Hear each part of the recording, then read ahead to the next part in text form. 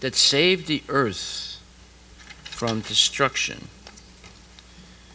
The demons began to bore holes into the earth to try and artificially extract the opulences of Bhumidev, as they're doing today. Because they bored so deeply into the earth, they upset the internal balance of the earth, and it fell into the Garbhodak ocean, the ocean that covers half the universe. So this was a great tragedy, and the Lord personally appeared in order to save the earth, and picked her up with his tusks and put her back into orbit. But the demon Hiranyaksha, who was the cause of the earth's falling into the earth, challenged the Lord, and they had a big fight, and Lord Varaha killed him. And because of that, from that point on, Varaha's brother, Hiranyakashipu, became the eternal enemy of the Lord also. Later on, the Lord killed Hiranyakashipu also, because of his very poor behavior. So, this is explained in chapter 18 of the third canto of the Srimad Bhagavatam. And all these narrations are very important in order to understand who Krishna is. He's not just dancing in the Rasa Lila dance with the gopis. Simultaneously, he's protecting his devotees, like Bhumi Devi and so many other devotees in this world who are trying to practice Krishna consciousness in spite of the world being populated with so many demons. And the Lord always promises to protect his devotee. So these are examples of the Lord keeping his promise and protecting his wonderful devotees who are trying to practice Krishna consciousness in spite of all the obstacles. So, chapter 18 begins the battle between Lord Bor and the demon Hiranyaksha. Maitreya continued. The proud and falsely glorious Daitya paid little heed to the words of Varuna. O dear Vidura, he learned from Narada the whereabouts of the Supreme Personality of Godhead and hurriedly betook himself to the depths of the ocean. So we're starting somewhat in the middle of the history. And Prabhupada writes in a purport, materialistic warmongers are not even afraid to fight with their mightiest enemy, the personality of Godhead. The demon was very encouraged to learn from Varuna that there was one fighter who could actually combat him. And he was very enthusiastic to search out the Supreme Personality of Godhead just to give him a fight, even though it was predicted by Varuna that by fighting with Vishnu, he would become prey for dogs, jackals, and vultures. Since demoniac persons are less intelligent, they dare to fight with Vishnu, who is known as Ajita, or one who has never been conquered. So, at one point, this Hiranyakashipu had defeated, Hiranyaksha, the brother of Hiranyakashipu, had defeated so many demons, so many people in the material world, the devas and so forth. And he was frustrated because he wanted to keep fighting, but no one would fight with him anymore. So, one day he was speaking to Varuna, the deva in charge of the oceans and currents. And Varuna told him about Lord Vishnu. He said, Lord Vishnu would be the right guy for you to fight. He'll give you a really good fight. And Hiranyaksha became enthusiastic to fight and kill Lord Vishnu. He was so stupid, right? And that is the ignorance of the demons. They don't understand the inconceivable potencies of the Lord. They just are trying to satisfy their own desires. So Hiranyaksha was so enamored with himself that he wanted to find someone who would give him a good fight. He saw there the all-powerful personality of Godhead in his boar incarnation, bearing the earth upward on the ends of his tusks and robbing him of his splendor with his reddish eyes. The demon laughed, "Oh, an amphibious beast." So when he sees the incredible incarnation of Krishna as Lord Boar, he's actually attracted to him, and he can't wait to fight with him. Prabhupada says, in the previous chapter we have discussed the incarnation of the Supreme Personality of Godhead as Varaha, the boar, while Varaha, with his tusks, engaged in uplifting the submerged earth from the depths of the waters. This great demon Hiranyaksha met him and challenged him, calling him a beast. Demons cannot understand the incarnations of the Lord. They think that his incarnations as a fish or boar or tortoise are big beasts only. They misunderstand the body of the Supreme Personality of Godhead, even in his human form, and they deride his descent. In the Chaitanya Sampradaya, there is sometimes a demoniac misconception about the descent of Nityananda Prabhu. Nityananda Prabhu's body is spiritual, but demoniac persons consider the body of the Supreme Lord to be material, just like ours. Avajananti mam mudha. Persons who have no intelligence deride the transcendental form of the Lord as material. So, this is explained in the 9th chapter of Bhagavad Gita. Avajananti mam mudha manasim tanam asrita param bhavam ajananto mamayavamam anuttamam. And Mama Bhuta Maheshwaram. So the Lord says, Krishna says, fools deride me when I descend in a human form. They do not know my transcendental nature as the Supreme Lord of all that be. So this is why we're listening to Bhagavatam and Bhagavad Gita.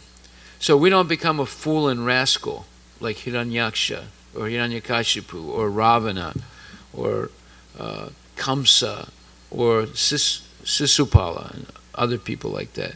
They're looking straight at the Lord and they can't understand he's the Supreme Personality of Godhead. They think he's some ordinary person or a beast, some extraordinary beast that they're going to kill.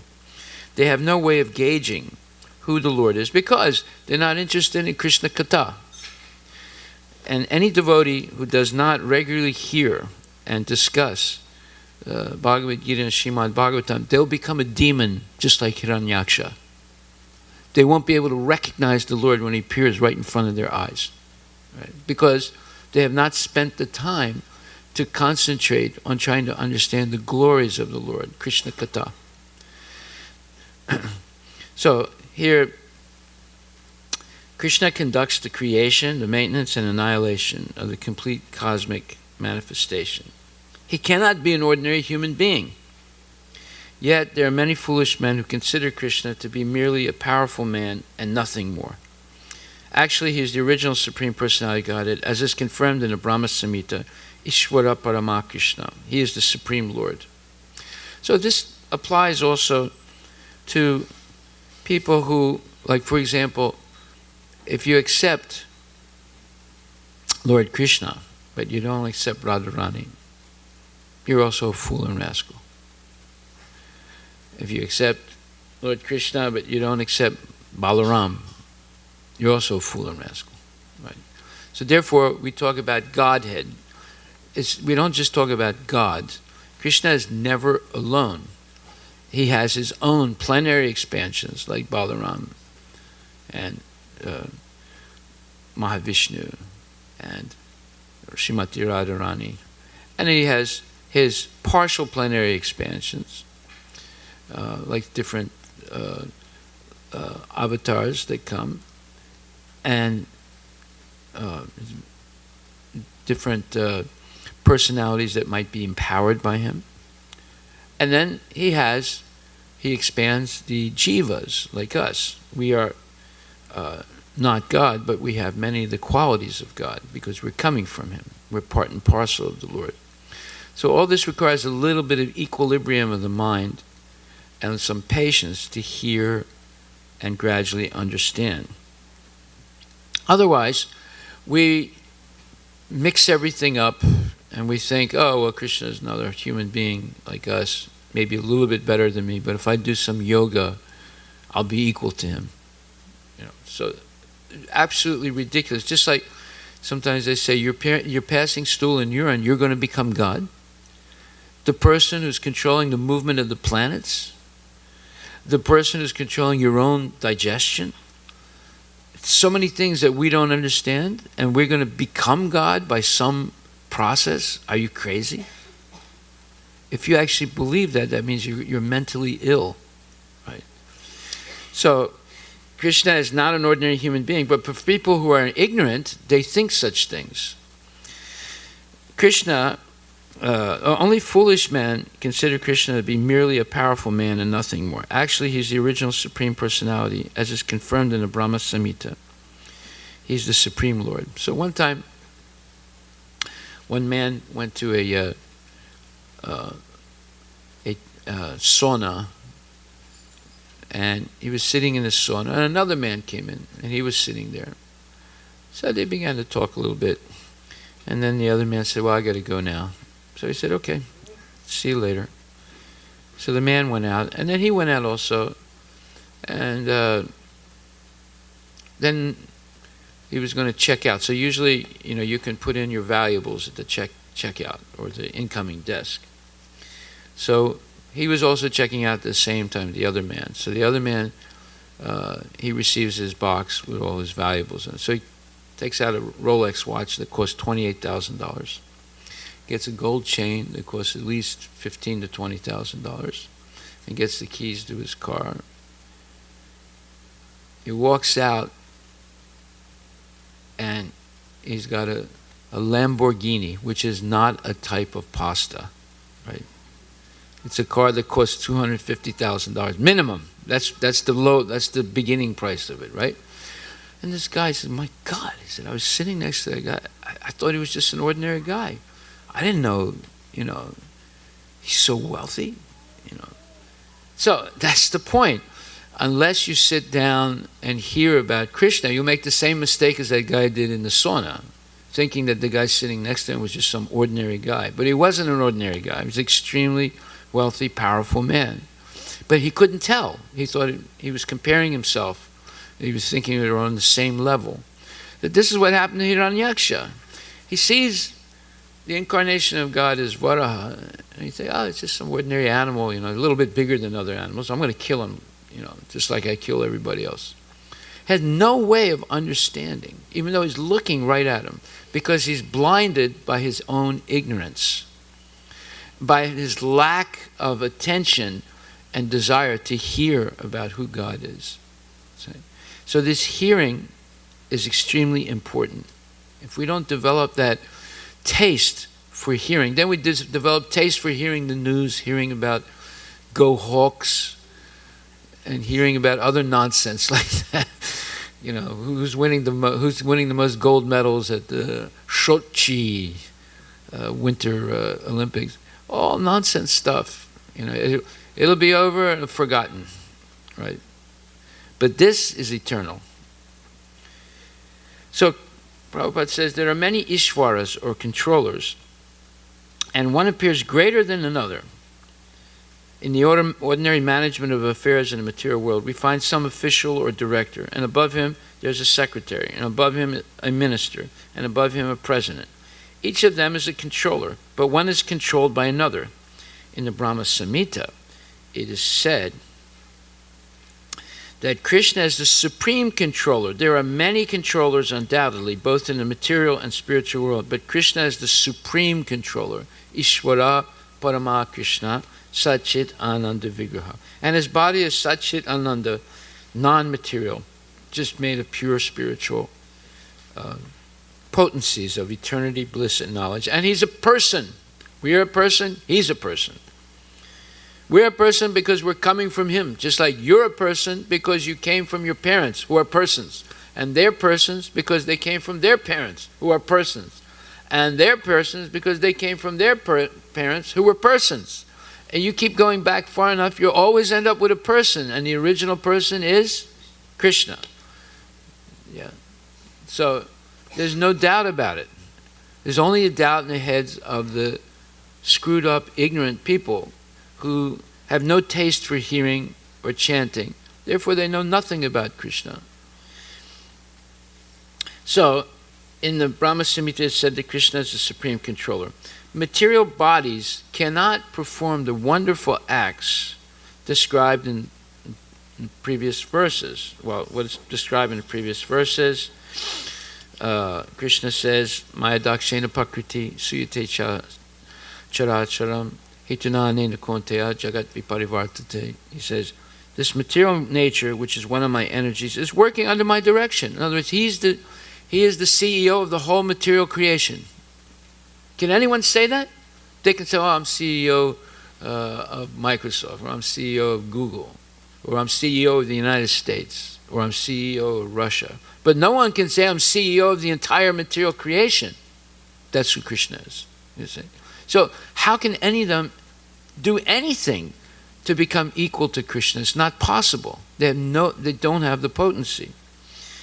So Krishna says, and everything's working under my direction, producing all the moving and non-moving beings. Under its rule, this manifestation is created and annihilated again and again.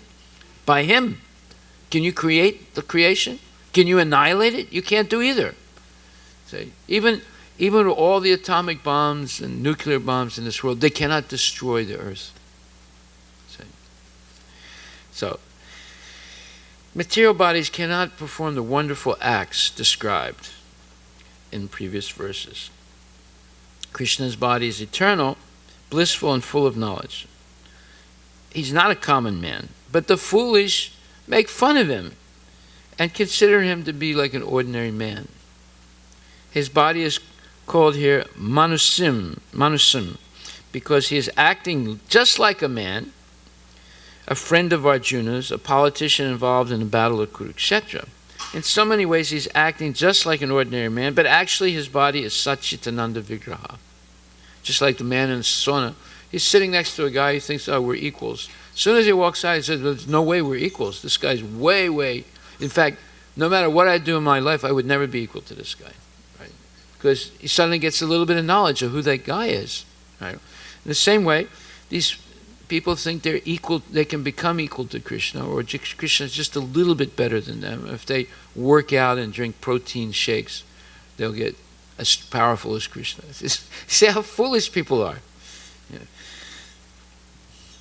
So this is confirmed in the Vedic language also. Satchit Ananda Rupaya Krishnaya. I offer my obeisances unto the Supreme Personality of Godhead Krishna, who is the eternal blissful form of knowledge. This is the Gopala Tapani Upanishad. There are other descriptions in the Vedic language also. Tam ekam govindam. You are Govinda, the pleasure of the senses and cows. Satchit anandam vigraham. And your form is transcendental, full of knowledge, bliss, and eternity. Again, Gopala Tapani Upanishad. So Upanishads are considered highest authority of the Vedas, above all the other Vedic literatures. And here you have the Gopala Tapani Upanishad absolutely glorifying Krishna as the Supreme Personality of Godhead. So anytime you want to defeat somebody, especially a so-called Vedantist, you quote Gopala Tapani Upanishad, he'll keep his big fat mouth shut, because that's the top authority. Of course, we accept Bhagavatam and Bhagavad Gita as the top authority, and the Vedantists, they're all phony Vedantists nowadays anyway, they accept the Upanishads as the top authority. So here we have the Gopala Tapani Upanishad, clearly, emphatically, explicitly, without any equivocation, saying that Krishna is the top Supreme Personality of Godhead. Despite the transcendental qualities of Lord Vishnu's body, its full bliss and knowledge, there are many so-called scholars and commentators of Bhagavad Gita who deride Krishna as an ordinary man. The scholar may be born an extraordinary man due to his previous good work, but this conception of Sri Krishna is due to poor fund of knowledge. Therefore, he is called Mudha, or only foolish persons consider Krishna to be an ordinary human being. The foolish consider Krishna an ordinary human being because they do not know the confidential activities of the Supreme Lord and his different energies. They do not know that Krishna's body is a symbol of complete knowledge and bliss, that he is the proprietor of everything, that he and that he can award liberation to anyone. Because they do not know that Krishna has so many transcendental qualifications, they deride him, they make fun of him, or they insult him. Nor do they know that the appearance of the Supreme Personality of Godhead in this material world is a manifestation of his internal energy. He's not like us. He doesn't have a material body covering his soul. His body and soul are non-different. He looks like us He doesn't even look like us because he's much more beautiful than we are. But it seems like he looks like us. He seems like he's walking amongst us like an ordinary person, but he's not. As has been explained in several places, Mama Maya Duratyaya, he claims that the material energy, although very powerful, is under his control, and whoever surrenders unto him can get out of the control of this material energy. So, who does not want to be eternal? Who does not want to be free from sickness, old age, and death? Only fools want to be like that. And here's the opportunity to become free. Daivi esa gunamai, Mama Maya Duratyaya. Mam eviye prapadyante, mayam etam tarantite. It's impossible to overcome these things, but if you surrender to Krishna, it becomes easy and possible. So why would anyone refuse? Only because of ignorance, agyaya, or avidya. They're so covered with ignorance, so thick-headed and dull, that they're not even interested in getting free from birth, death, old age, and disease. They want to stay in that cycle and avoid the knowledge by which they can get out. You see, the dilemma, the absolute tragedy of material ignorance, of sense gratification. Just like one time, there's an allegorical story in the Mahabharata. A man is so troubled by material life that he's trying to find a place where he thinks he'll be peaceful. And the only place he finds is an abandoned well deep in the jungle where nobody goes. So he thinks, let me stay upside down in this well. Nobody comes here anyway. I'll be peaceful and I can meditate because the blood will rush to my head and I'll have more oxygen in my head by being upside down. So he puts a stick across the whole opening of the well, and he ties his feet to it, and he jumps down, and he's upside down, and then he thinks, now I will be peaceful, and no one will bother me. He looks down, my God, there's a dragon, and the dragon's spitting fire out of his mouth, waiting for him to fall down. He says, oh my God, this is worse than before. Then he tries to look up, and he sees there's a white rat and a black rat eating away at the string that's tying him to that stick. He said, oh my God, what's going on? Now he's in complete anxiety, right? And then he's trying to look around, see if he can grab something on the walls of the well, and he sees there's a little ledge and there's a gold pot. So he grabs the gold pot and he looks in it and he smells it, and it's like very fragrant and sweet smelling. So he tastes it, and it's an intoxicating nectar. And it's so intoxicating that he forgets that there's a dragon waiting to eat him, and there's a white rat and a black rat eating away at the string. And he says, Haribo, I'm so happy now. And then finally the rats eat the string, and he falls right into the mouth of the dragon, and he's dead. He had maybe a minute to save himself. Instead of grabbing the gold pot with the nectar in it, he could have grabbed the ledge, right? And maybe he could have kept himself from falling, and maybe there were other things that he could have grabbed and saved himself. But he forgot about everything, because he who feasts on borrowed money pays very dearly later on, right? So he paid with his life, because he was feasting on borrowed money, borrowed time. Right? He had a few minutes to save his life, and he wasted it by smoking medical marijuana or drinking, pot-laced liquid, and he's finished. So here it says, a foolish consider Krishna an ordinary human being because they do not know the confidential activities of the Lord. If a soul surrendered to Krishna can get out of the influence of material energy, then how can the Supreme Lord, who conducts the creation, maintenance, and annihilation of the whole cosmic nature, have a material body like us? If by worshiping him we can be liberated from birth and death, then how can we say he's an ordinary person? So this conception of Krishna is complete foolishness. Foolish persons, however, cannot conceive that the personality of Godhead Krishna, appearing just like an ordinary man, can be the controller of all the atoms and of the gigantic manifestation of universal form. The biggest and the minutest are beyond their conception, so they cannot imagine that a form like that of a human being can simultaneously control the infinite and the minute.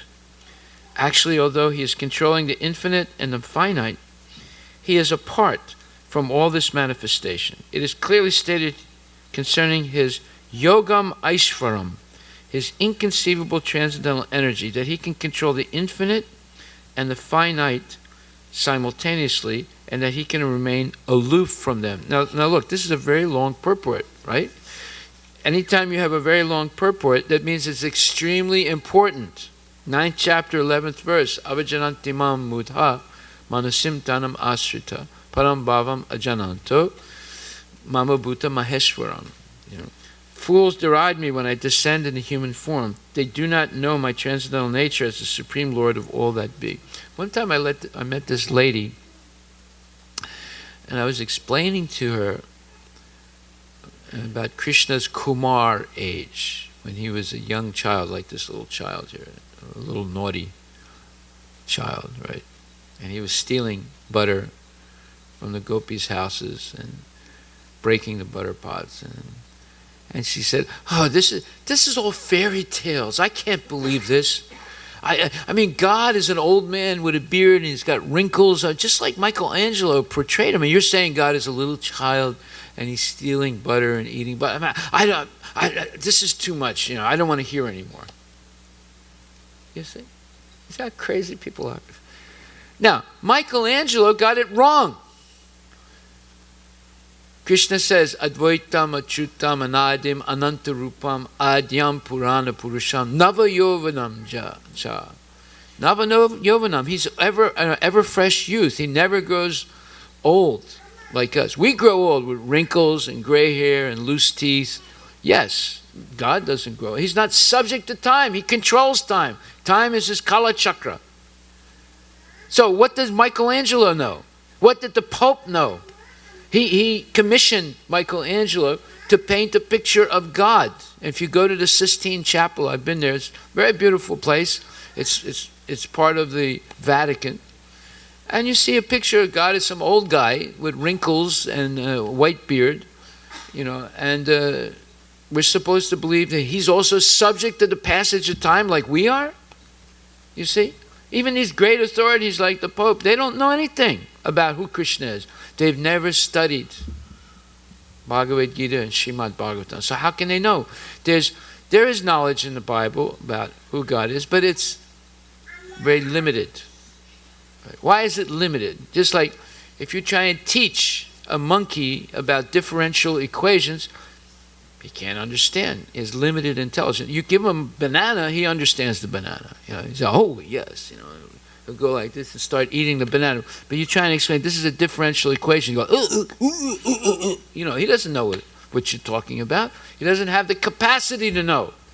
And same way, people smoking, drinking, eating meat, you think they can understand anything about God? Nothing they can understand. Absolutely nothing. And they say, oh, I was born in Mathura, or I was born in Srirangam. My father is a Brahmin. Hey, pass me another glass of champagne. What does he know? He knows nothing. His birth means nothing because he's violated every principle of Vaishnava culture. So how can he know something? To know something, one must be on the same level as Krishna, free of the influence of the three gunas, sattvic, rajasic, and tamasic influence. He has to be free of it. Otherwise, how can you understand Krishna who's above rajasic, tamasic, and sattvic qualities? You have to come to that level. Brahma bhuta prasanatma na sochati na kanksati samaksarvesi bhutesu mad bhaktim labhate param. Brahma bhuta prasanatma, a person who is genuinely self-realized is prasanatma, completely self-satisfied. What does it mean to be self-satisfied? That means you know without any doubt your relationship to Krishna. the Supreme Self. You know your minute self and its eternal relationship to the Supreme Self. That's why you're self-satisfied. And na sochiti na kanshati, there's no more lamentation because you lost something that you're attached to. And there's no more hankering because you don't have something that you want. That is the symptom of a materialistic person. They're like a ping pong ball going between sochati and kanshati all the time in their life. Lamenting for something they lost, hankering for something they don't have. A genuine devotee who is transcendentally situated is not influenced by this hankering and lamenting. Samak sarve subute, and they are equally disposed and friendly to all living entities. They don't become their enemy's enemy. They're not interested in vengeance. What's the word for vengeance in Hindi again? I forgot. Badla, yeah. They're not interested in badla, right? They're interested rather in iqbal and izzat, right? Izzat means honorable behavior, and iqbal means glory, glorious, because they're not afraid to risk their life to serve Krishna. That's the real meaning of iqbal. That doesn't mean you'll kill a Pakistani and you get glorified. That's not the meaning of iqbal. Iqbal means you're glorious because you're willing to die, like Jatayu was willing to die to save Sita. That's the really meaning of this Urdu word, iqbal, right? So, therefore, actually, Krishna is controlling the infinite and the finite. He is apart from all this material manifestation. It is clearly stated here concerning his yogam aishwaram, his inconceivable potencies. And therefore he tells Arjuna, Mayatatam idam sarvam jagat avyaktamurtina matstani sarvabhutani nachaham tesu avastita. He says that by me, in my unmanifested form, this entire universe is pervaded. All beings are in me, but I am not in them. So he's pervading the entire universe. He's present in every atom. He's present in the heart of every living being as his expansion of Shirodakshai Vishnu, or the Supersoul, the Paramatma. Also, everything in the spiritual world and material world is situated on his Brahmajyoti expansion, the spiritual light and energy emanating from his body. So, therefore, he is in everything and he's outside of everything at the same time. He's in Goloka Vrindavan, enjoying with the cowherd boys, eating ladus and rasgullas and samosas that his mother made for him. At the same time, he's present simultaneously and inconceivably in the heart of every living entity. Ishwara sarva bhutanam hriday serujuna tistati brahmayan sarva bhutani yantra rudrani mayaya. He is the overseer, permitter of everything we do. We can't even move one leg. We can't even take one step unless Krishna permits it. Therefore, you see these, like for example, this Ariel Sharon. He was a big hero in Israel, right? He defeated the Arabs several times in the wars. And then he became prime minister. And then all of a sudden he had a brain aneurysm, and he was completely paralyzed for 8 years. Couldn't talk, couldn't move. All he could do was stay alive on a respirator, right? And now he finally died. So when Krishna takes back the possibility to speak, to walk, to talk, right? You're finished. We cannot do anything unless Krishna permits it. And if he takes it away from us, we're finished. Just like Karna, he was disrespectful to his guru Parasuram. He lied to him. So Parasuram said, okay, you like to lie, huh? Therefore, everything I've taught you, when you need it the most, you will forget. You see? He took it back from him. He gave it to him and he took it back. And Karna was not able to remember anything when his life was endangered by Arjuna. And he was killed. You see? So, if Krishna wants to make you freeze. You can't talk anymore.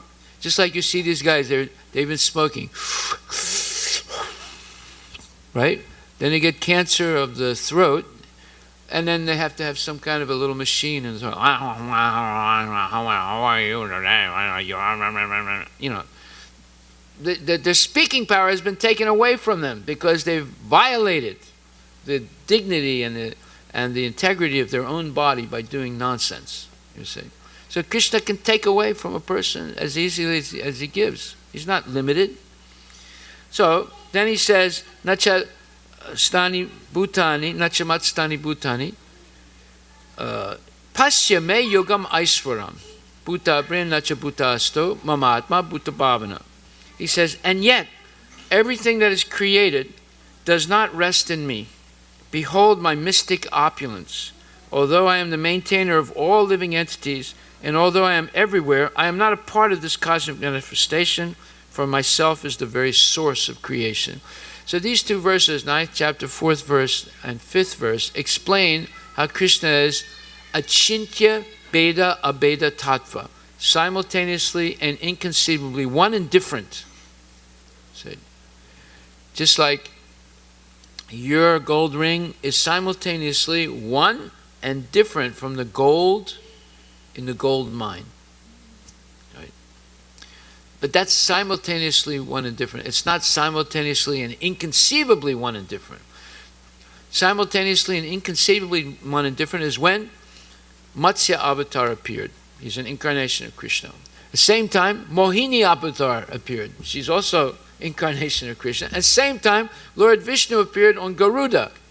They were all present at the same time. Or Rama appeared, at the same time Parasuram confronted him.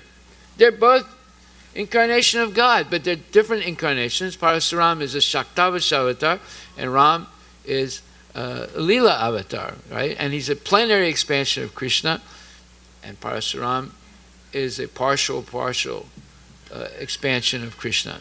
So how are we going to learn all these things? You have to sit down patiently every day and hear. Otherwise, wait a minute, let me turn my baseball hat on backwards. Maybe I'll understand better, right? No, you're not going to understand better by turning your baseball hat on backwards. You know, you're all going to understand if you sit down patiently, or if we all sit down, me too, sit down patiently, hear and discuss the words of Srila Prabhupada, who has condensed the commentaries of all the previous Vaishnava acharyas. It's a very rare thing that we can hear this. Where else are you going to get this knowledge? You'll go somewhere else and Pandit will say, Atma becomes Paramatma. That is complete nonsense, right? But people like to hear it. Oh, yes, I'm passing stool and urine, but I'm going to become Paramatma. Yeah. You think you're going to become Paramatma? You think there's any chance that you or me or anyone like us is going to become Paramatma? No chance at all. See? But yet, they're talking this nonsense and people are sucking it up. See? Just sucking it up as if it's the truth. Although the foolish cannot imagine how Krishna, who appears just like a human being, can control the infinite and the finite, those who are pure devotees accept this, for they know that Krishna is the Supreme Personality of Godhead. Therefore, they completely surrender unto him and engage in Krishna consciousness, devotional service of the Lord. That's right. That's the conclusion you come to when you're sane. You say, wait a minute. In English we say, if you can't beat them, you got to join them. Right? So, Hiranyaksha is stupid, right? He's trying to beat Lord Vishnu. That's impossible, right? So, you can't beat him, you have to join him. You join him, you join the Sankirtan party and chant the glories of the Lord and engage in devotional service. There are many controversies between the impersonalists and the personalists about the Lord's appearance as a human being. But if we consult Bhagavad Gita and Srimad Bhagavatam, the authoritative texts for understanding the science of Krishna, then we can understand that Krishna is the Supreme Personality of Godhead. He is not an ordinary man, although he appeared on this earth as an ordinary human. In the Srimad Bhagavatam, 1st canto, 1st chapter, When the sages headed by Shonaka inquired about the activities of Krishna, they said, Kritavan kilakarmani saha ramena keshava ati martyani bhagavan gudha kapata manushaha. Lord Shri Krishna, the Supreme Personality of Godhead, along with Balarama, played like a human being, and so masked, he performed many superhuman acts. Yeah, he's praying like a little boy in Vrindavan, but yet he lifts Govardhan with his pinky, and he keeps it up for 7 days. His father and the other cowherd men, they say, oh, poor little boy, he's only 5, 6 years old. Such a heavy mountain. It's a mountain, right? 26 miles in circumference. So they all put their canes up, as if they're going to help him hold up the mountain, you see. So even the father, Nanda Maharaj, was an illusion about who Krishna is. Although they're seeing him lift the whole mountain up with his one finger, using it as an umbrella to protect everyone, they're saying, well, let's help by holding up our canes like this, No human being could perform the wonderful acts that Krishna performed while he was present on this earth. When Krishna appeared before his father and mother, Vasudeva and Devaki, he appeared with 4 hands. But after the prayers of the parents, he transformed himself into an ordinary child. As stated in the Bhagavatam 10.3.34, Babhuva prakrita shishu. He became just like an ordinary child, an ordinary human being. Now, here again it is indicated that the Lord's appearance as an ordinary human being is one of his features of his transcendental body. In the 11th chapter of Bhagavad Gita also it is stated that Arjuna prayed to see Krishna's form of 4 hands, Tenaiva Rupena Chatur Bhujena. After revealing this form, Krishna, when petitioned again by Arjuna, again assumed his original human-like form, Manasam Rupam. These different features of the Supreme Lord are certainly not those of an ordinary human being. Can you manifest a form with 4 arms, Prabhu? No, you can't. Can you manifest a Virat Rupa? No, that means you're not God. I can't do it either. That means I'm not God, right? You can't do it, right? So now we know 3 people here are not God. but the only person that can do it is standing right there, Sri Krishna Bhagavan, because he did it in front of Arjuna. So, therefore it says, Janma karma chame divyam evam yo veti tatvata tyakvadeham punar janma naiti mameti sarjana.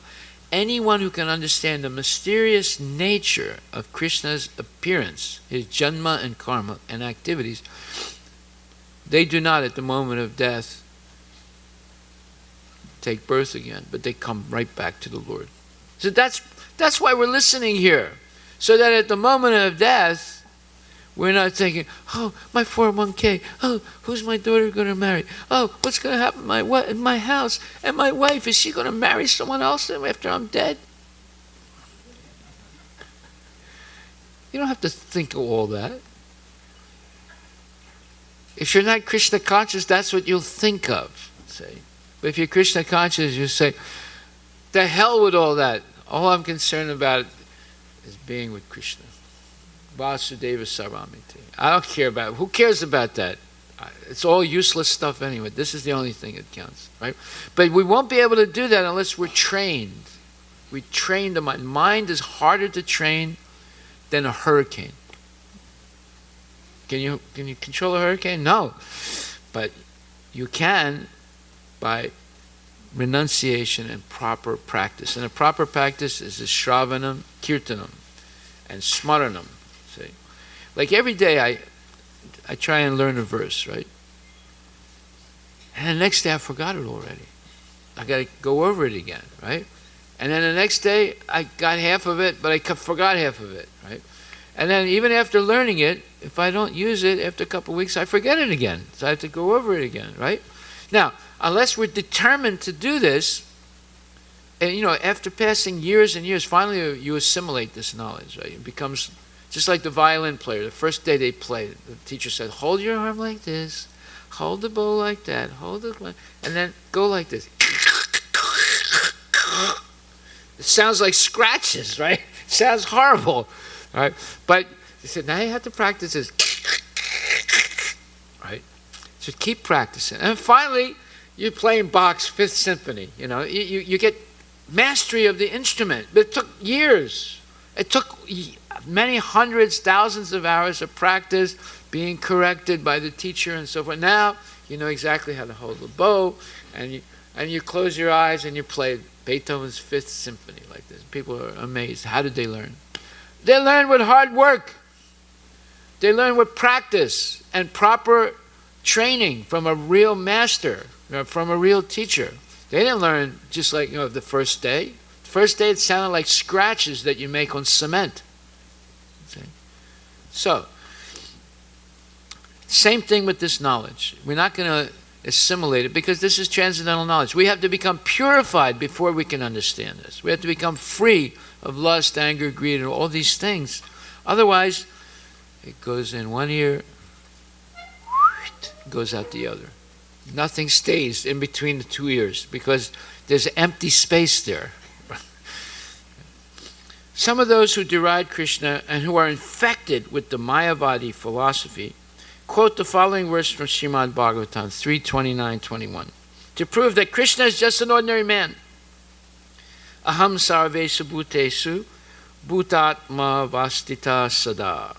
The Supreme is present in every living entity. Now, see, this was the philosophy.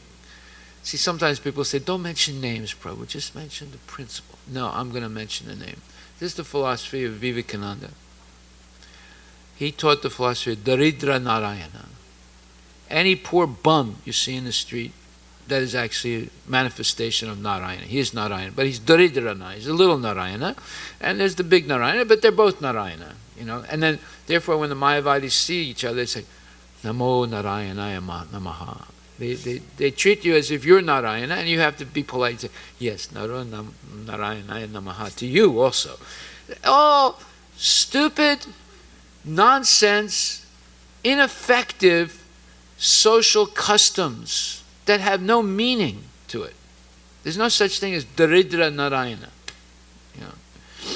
Or there's no such thing as Harijan. There was another one, a politician. He said, these are the Harijans. Yeah, they're smoking dope, they're smoking charas, and they're Harijan? That's what you say? They're eating meat, they grab a pig, and they make a roast out of the pig, and they eat it. And he's a Harijan? And he's raping his cousin's daughter, and he's a Harijan? Are you crazy? You're going nuts? Say, okay, we should be kind to everyone, yeah, but you're kind by raising their consciousness from eating pigs to eating prasadam. Right? But you don't just give them a name, Harijan.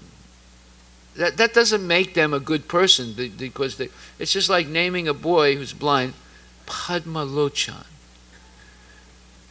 He has eyes like the Padma, like the lotus. What does that mean? The poor kid is blind. Why'd you name him Padma Lochan, right? So all words mean nothing. There has to be some substance. And the substance is sadachar, the good behavior of a devotee. So they quote this verse. We should better take note of this particular verse from the Vaishnava acharyas like Jiva Goswami and Vishwanath Chakravarti Thakur instead of following the interpretation of unauthorized persons who deride Krishna. Jiva Goswami, commenting on this verse, says that Krishna, in his plenary expansion as Paramatma, is situated in the moving and the non-moving entities as the supersoul. So any neophyte devotee who simply gives his attention to the Archa Murti, the form of the Supreme Lord in the temple, and does not respect other living entities, is uselessly worshipping the form of the Lord in the temple. In other words, if there's a pujari, and they're very respectful to the deity, but they're disrespectful to other people, then that pujari is not a real pujari. Jai Shri Shri Radha Nila Madhava Ki Jai.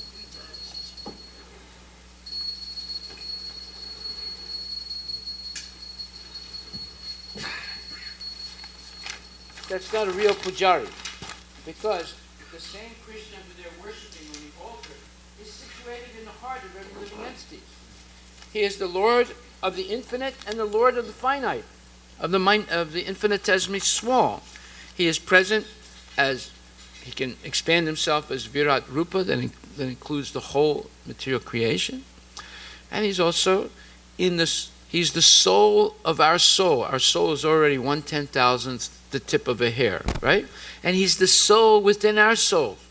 That means he's smaller than the atom, and he's greater than the whole universe, the whole collection of atoms in the universe, simultaneously.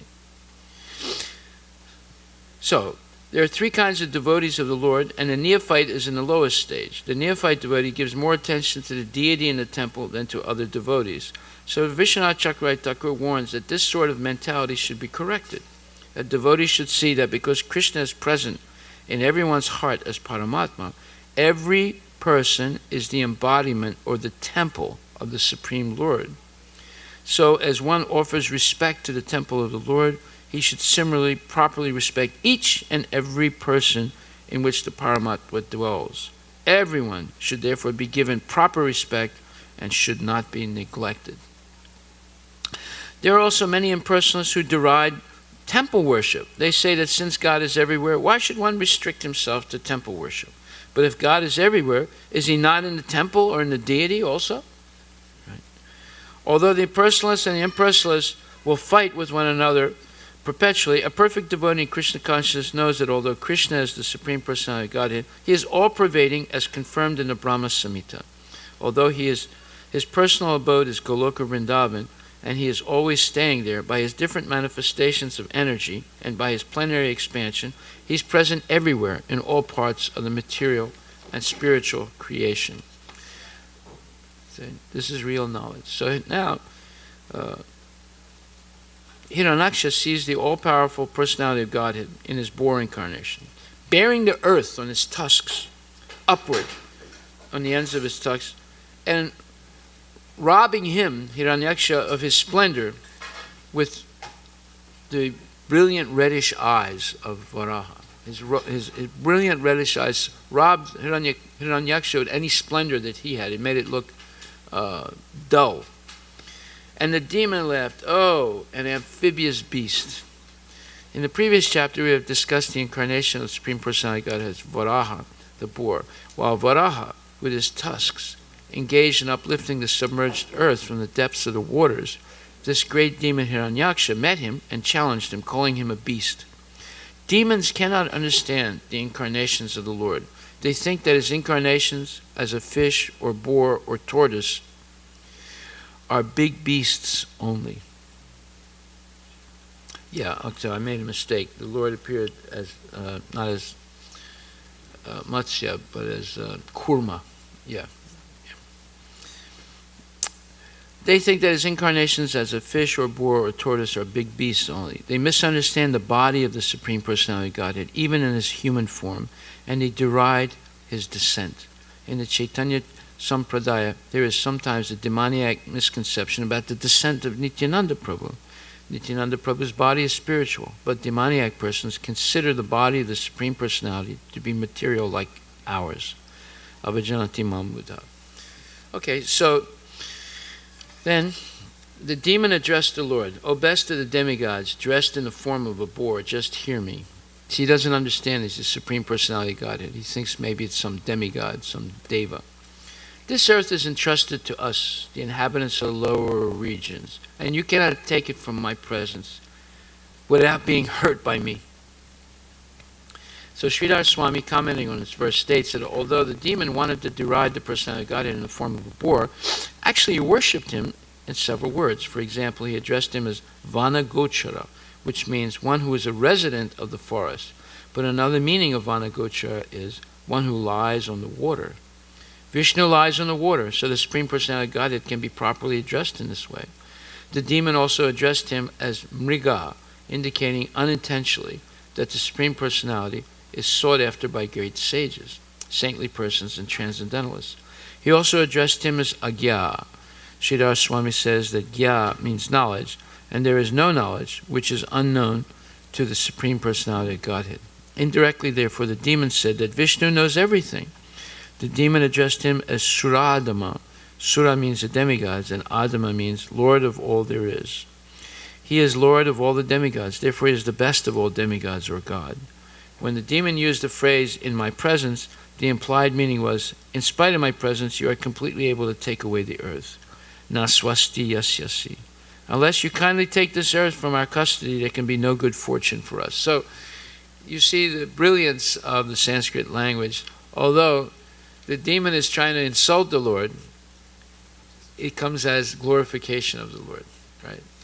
But if you don't know Sanskrit, and if you're not a devotee, you'll take it in the opposite way. That's all insults of the Lord. But when you hear the explanation given by a genuine Vaishnava, a pure Vaishnava like Sridhar Swami, then you understand actually the demon was glorifying the Lord, even though he was trying to insult him.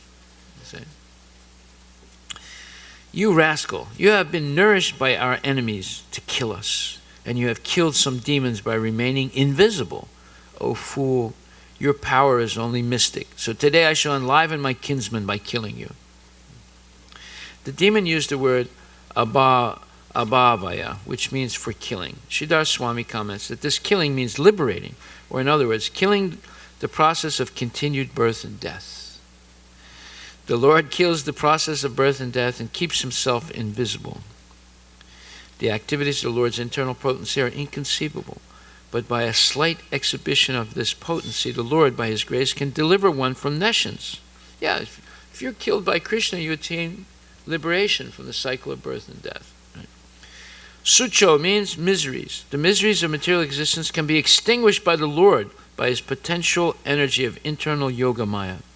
In the Upanishads, Svatasvapara Upanishad 6.8, it is stated, Parasya Shaktir Vividaiva Shruyate.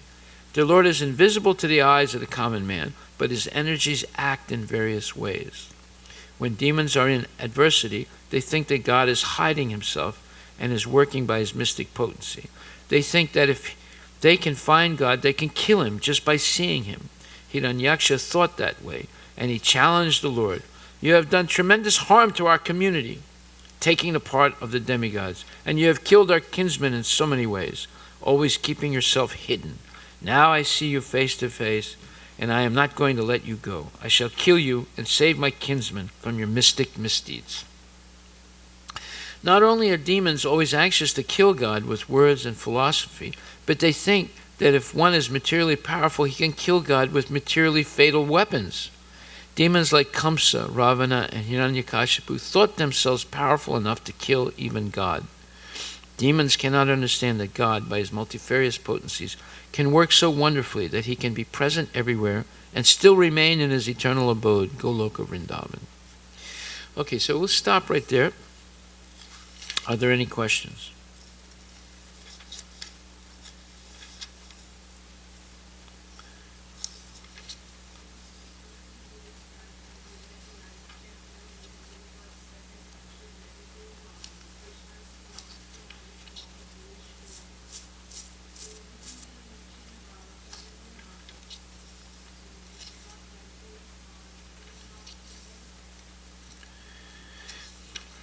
Chaitanya is the combination of Radha and Krishna. So yes, you can meditate on him because he is the incarnation of Krishna. Right? But no, Prabhupada said that we should meditate on Krishna as he appeared before Arjuna as Parthasarathi, the driver of his chariot. So, knowledge of Lord Chaitanya is extremely confidential knowledge. So one can only understand it when they're blessed by a very advanced devotee. Huh? Yeah. There's a bhajan in this way. It talks about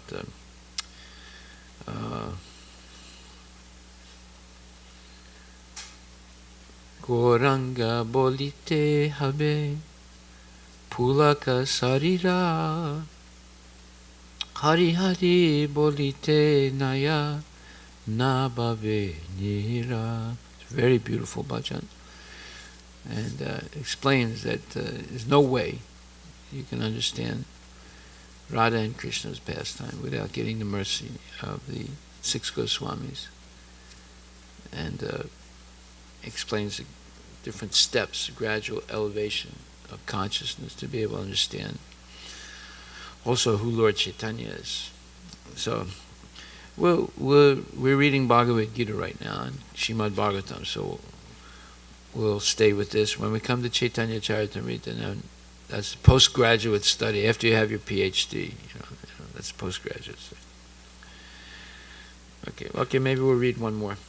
The demon continued, when you fall dead with your skull smashed by the mace hurled by my arms, the demigods and sages who offer you oblations and sacrifice in devotional service will also automatically cease to exist like trees without roots. So you see the strategy of the demons. They try and destroy God. Yes. He has the wrong conception. Yeah. So, and that's what's happening today, because with all the atheists, like you meet someone and they say, oh, I'm an atheist. Right. So they've read a couple of web pages and read some phony arguments by atheists that God doesn't exist. So they say, oh, now I'm an atheist, But when the tsunami comes, they say, please, God, help me, please, That. So even though they claim to be an atheist, they're still phonies, Demons are very much disturbed when devotees worship the Lord in the prescribed ways recommended in the scriptures. In the Vedic scriptures, the neophyte devotees are advised to engage in 9 kinds of devotional service, such as to hear and chant the holy name of God, to remember Him always, to chant on beads, Hare Krishna, Krishna Krishna, Hare Ram, Rama Rama, Hare, to worship the Lord in the form of His deity incarnation in the temples, and to engage in various activities of Krishna consciousness to increase the number of godly persons for perfect peace in the world. Demons do not like such activity. They are always envious of God and His devotees. Their propaganda, not to worship in the temple or church, but simply to make material advancement for satisfaction of the senses, is always current. The demon Hiranyaksha, upon seeing the Lord face to face, wanted to make a permanent solution by killing the personality of Godhead with his powerful mace. The example of an uprooted tree mentioned here by the demon is very significant. Devotees accept that God is the root of everything. Their example is that just as the stomach is the source of energy of all the limbs of the body, God is the original source of all energy manifested in the material and spiritual worlds. Therefore, as supplying food to the stomach is the process to satisfy all the limbs of the body, Krishna consciousness, or developing love of Krishna is the sublime method for satisfying the source of all happiness. The demon wants to uproot this source, because if the root, God, were to be checked, the activities of the Lord and the devotees would automatically stop. The demon would be very much satisfied by such a situation in society. Demons are always anxious to have a godless society for their sense gratification. According to Sridhar Swami, this verse means that when the demon would be deprived of his mace by the when Ravana